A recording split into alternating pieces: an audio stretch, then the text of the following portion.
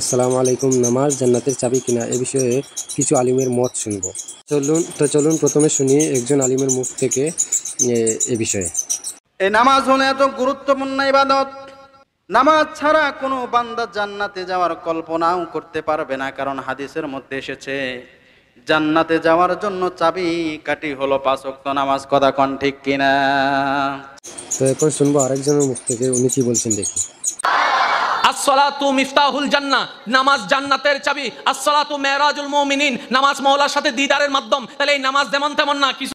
তো আমরা এখন শুনলাম দুজনের মুখ থেকে, ওনারা বলছেন নামাজ জান্নাতের চাবি। তো এখন শুনবো নামাজ জান্নাতের চাবি না আরো দুজন আলিমের মুখ থেকে, ওনারা কি বলছেন শুনি। নামাজ পড়লে আল্লাহ জান্নাতে দেবে এরকম একটা আয়াতও আমার চোখে ধরা পড়েনি।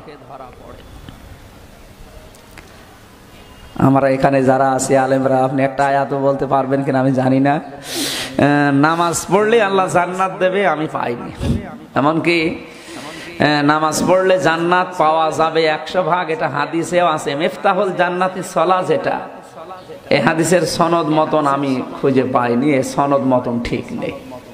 তার মানে আমার মনে হয় এটা একটা আরবি প্রবাদ। তো এখন শুনবো আরেকজনের মুখ থেকে, উনি কি বলছেন শুনি। জান্নাতের চাবি কি বলেন তো দেখি।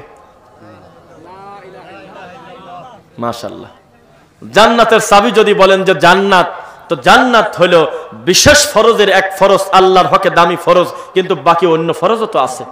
কিন্তু যদি বলেন যে জান্নাতের চাবি হলো লা ইলাহা ইল্লাল্লাহ, ওর ভিতরে নামাজও আছে, রোজাও আছে, হজও আছে, যাকাতও আছে, সব আছে, এটা হলো তাওহীদের স্বীকৃতি, লা ইলাহা ইল্লাল্লাহ।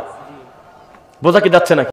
তো আমরা শুনলাম এবং বুঝলাম নামাজও জান্নাতের চাবি আর লা ইলাহা ইল্লাল্লাহ জান্নাতের চাবি। একটা ছেড়ে দিলে জান্নাতও যাওয়া যাবে না। যেমন নামাজ ছেড়ে দিলে জান্নাতও যাওয়া যাবে না, তেমনি লা ইলাহা ইল্লাল্লাহ ছেড়ে দিলে জান্নাতও যাওয়া যাবে না। তো